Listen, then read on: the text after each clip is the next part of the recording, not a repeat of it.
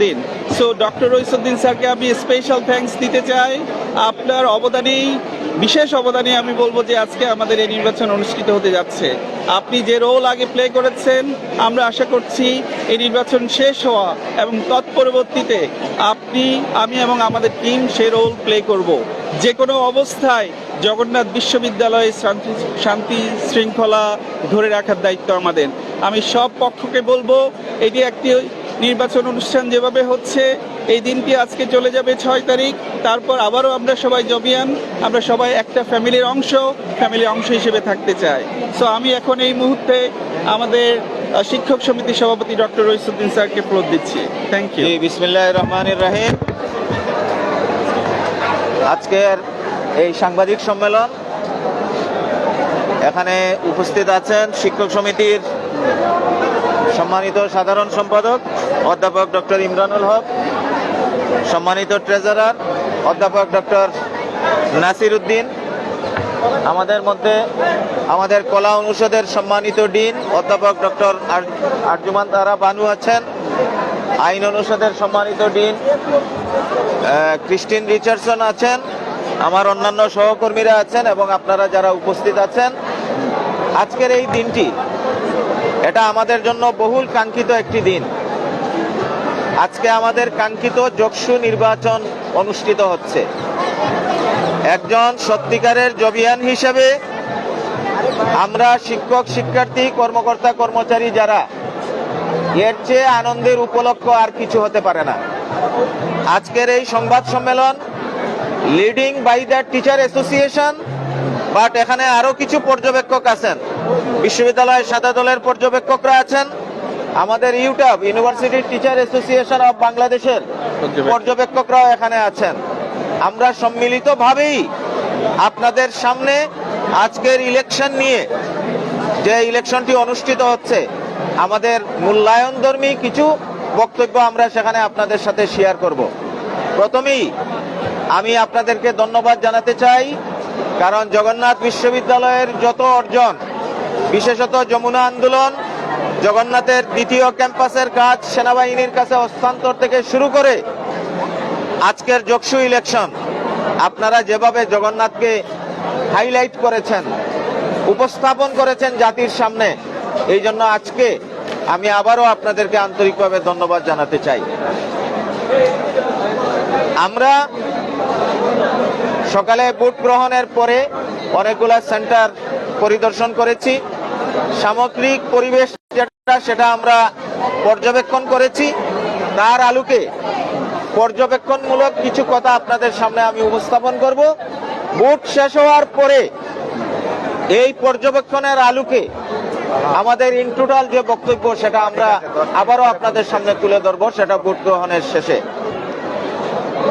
আজকে আমি প্রথমেই আমাদের নির্বাচন কমিশন, বিশ্ববিদ্যালয় প্রশাসন, আমাদের পুলিশ প্রশাসন, আপনারা সাংবাদিক যারা আছেন, আমাদের প্রার্থী, আমাদের ভোটার, সবাইকেই আসলে আমাদের পক্ষ থেকে আন্তরিকভাবে অভিনন্দন আমরা জানাতে চাই, কারণ এই উৎসব মুখর পরিবেশ সবার অংশগ্রহণের মাধ্যমেই সম্ভব হয়েছে।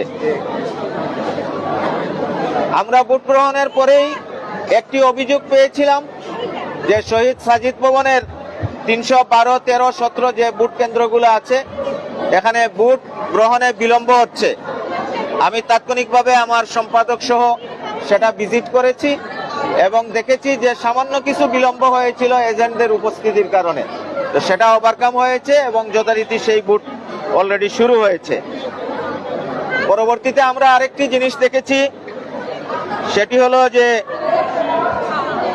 যারা এজেন্ট, এই এজেন্টরা ভোটার লিস্ট নিয়ে কেন্দ্রে প্রবেশ করতে পারবে কিনা, এই নিয়ে একটি বিতর্ক সৃষ্টি হয়েছে। আমরা নির্বাচন কমিশনের সাথে গিয়ে বসেছি। নির্বাচন কমিশন থেকে এই ধরনের একটি নির্দেশনা ছিল, কিন্তু সকালে গেইটে ঢোকার সময় তার কিছু ব্যত্যয় হয়েছে। কতিপয় এজেন্ট ভোটার লিস্ট নিয়ে ঢুকেছে এবং কতিপয়কে ভোটার লিস্ট নিয়ে ঢুকতে দেয়া হয় নাই। তৎপরবর্তীতে আমাদের নির্বাচন কমিশনার 2 জন, ওনারা গিয়ে সেটি সুরাহা করেছেন। তা আমি আশা করি যে এইটা নিয়ে যদি কারো মাঝে কোনো বিতর্ক থাকে, সেই বিতর্ক নিরসিত হবে। ভোটার লিস্ট নিয়ে যদি ঢোকার অ্যাক্সেস থাকে তাহলে সব প্যানেলের এজেন্টরাই যেন সেটা পায়, সবার জন্য সেটা যেন সমান হয়। আমাদের নির্বাচন কমিশনাররা সেটা সুরাহা করেছেন, আমাদেরকে অবগত করেছেন। আমরা ক্যাম্পাসে ঘুরে দেখেছি অনেক জায়গায় অহেতুক ভিড় জমানো হচ্ছে। আমরা মনে করি নির্বাচনের পরিবেশের জন্য এটা একটা মারাত্মক হুমকি হয়ে দাঁড়াতে পারে। এই সংবাদ সম্মেলন থেকে আপনাদের মাধ্যমে আমাদের আইন শৃঙ্খলা বাহিনী এবং আমাদের বিশেষত ইন্টারনাল প্রক্টরের নেতৃত্বে যে টিম আছে সেই টিমের আমি দৃষ্টি আকর্ষণ করছি। আমাদের ভোটারদের যাদের ভোট প্রদান করা শেষ হয়েছে তাদেরকে ক্যাম্পাস থেকে অত্যন্ত ভদ্রভাবে, বিনীতভাবে, আন্তরিকতার সাথে, বন্ধুত্বপূর্ণভাবে তাদেরকে প্রস্থান করার জন্য যেন ব্যবস্থা নেওয়া হয়। যদি সেটা নেওয়া না হয় তাহলে এক পর্যায়ে আমাদের ছোট্ট এই ক্যাম্পাস, ছোট পরিসর, স্বল্প পরিসরে এখানে কিন্তু বাড়তি অলরেডি ভিড় জমে যাবে এবং স্বাভাবিক নির্বাচনের জন্য এই পরিবেশটা ব্যাহত হতে পারে। এটি আমাদের একটা অবজারভেশন। আমাদের বিএনসিসি, আমাদের সাংবাদিক মহল যারা, প্রত্যেকেরই অসামান্য অবদান আছে এই ভোট সফল করার ক্ষেত্রে। কিন্তু কিছু কিছু ক্ষেত্রে আমাদের কাছে কিছু অভিযোগ এসেছে যে কেউ কোনো প্যানেলের পক্ষে ইনফ্লুয়েন্স করার চেষ্টা করছেন। আমি বিশ্বাস করি কেউই করছেন না। আমি এখনের সংবাদ সম্মেলন থেকে আহ্বান জানাতে চাই যে দায়িত্বশীল যারা, আমরা সহ প্রত্যেকেই দায়িত্বশীল ভূমিকা পালন করব এবং কেউ কারো দিকে আমরা বায়াসনেস হব না, কেউ কারো দিকে আমরা পক্ষপাতিত্ব করব না। আরেকটি বিষয়, 30 তারিখে যখন নির্বাচনটি স্থগিত করা হলো, 1 তারিখে সংবাদ সম্মেলন করে আমাদের সমিতির পক্ষ থেকে আমরা দাবি দিয়েছিলাম যে কোনো মূল্যেই হোক 6 তারিখের নির্বাচন বাস্তবায়ন করতে হবে। আমরা অত্যন্ত আনন্দিত আজকে নির্বাচন অনুষ্ঠিত হচ্ছে এবং সেখানে একটা দাবি আমরা জানিয়েছিলাম যে অমোচনীয় কালি এইটার ব্যবস্থা করতে হবে। আমি জানি না বাংলাদেশে অমোচনীয় কালি আদৌ আছে কিনা। আজকে যে কালি সরবরাহ করা হয়েছে আমাদের কাছে অভিযোগ এসেছে যে ডলা দিলে পানি দিয়ে সেটা উঠে যাচ্ছে। আমরা নির্বাচন কমিশনের সাথে যোগাযোগ করেছি, নির্বাচন কমিশন বলেছে যে এটা সমস্যা নেই, এখানে সিগনেচার নিয়ে ভোটারের ভোট কাস্ট করা হচ্ছে। আমরা আস্থা রাখতে চাই নির্বাচন কমিশনের বক্তব্যের উপর। বাট পাশাপাশি আরেকটি অবজারভেশন এসেছে, ভিতর থেকে আমাদের যে সমস্ত ভোটাররা অনুপস্থিত বা আসার সুযোগ নাই, যদি ওই টাইপের ভোটারের কার্ড সংগ্রহ করে বুথে গিয়ে যদি ভোট দেয় সেটা প্রোটেকশন কে করবে? আমরা নির্বাচন কমিশনকে এই পয়েন্টটি দিয়েছি যে যাতে করে সবই না মিলিয়ে নিশ্চিত না হয় কারো ভোট যেন নেওয়া না হয়। আমরা আশা করি আমাদের নির্বাচন কমিশন তাদের ব্যবস্থাপনায় সেই বিষয়টি চেক দিবে।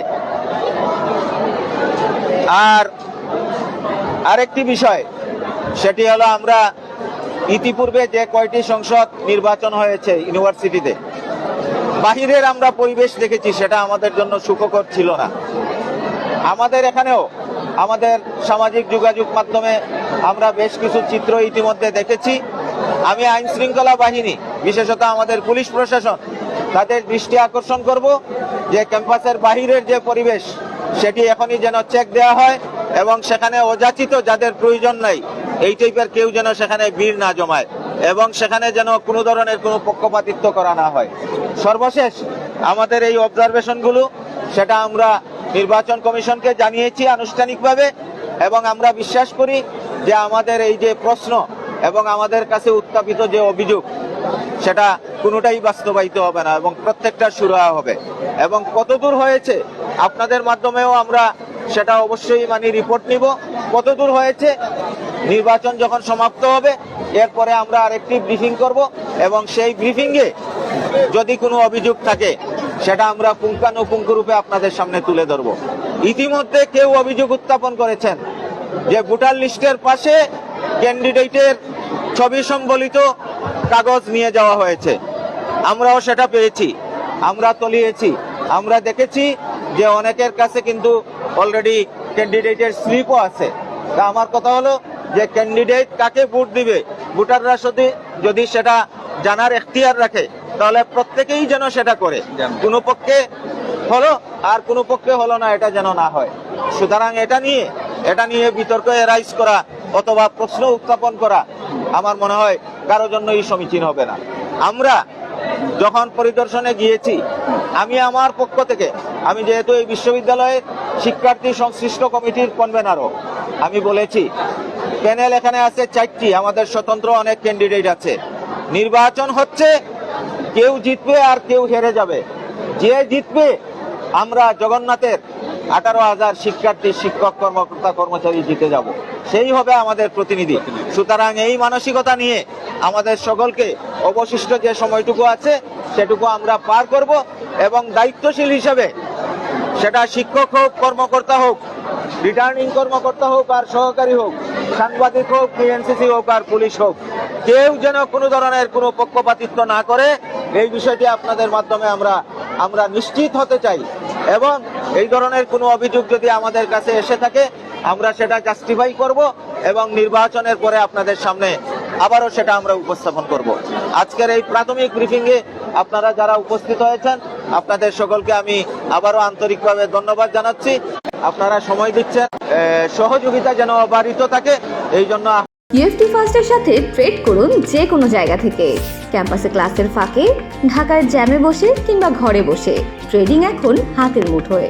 তাই ট্রেড করুন যখন খুশি, যেখানে খুশি।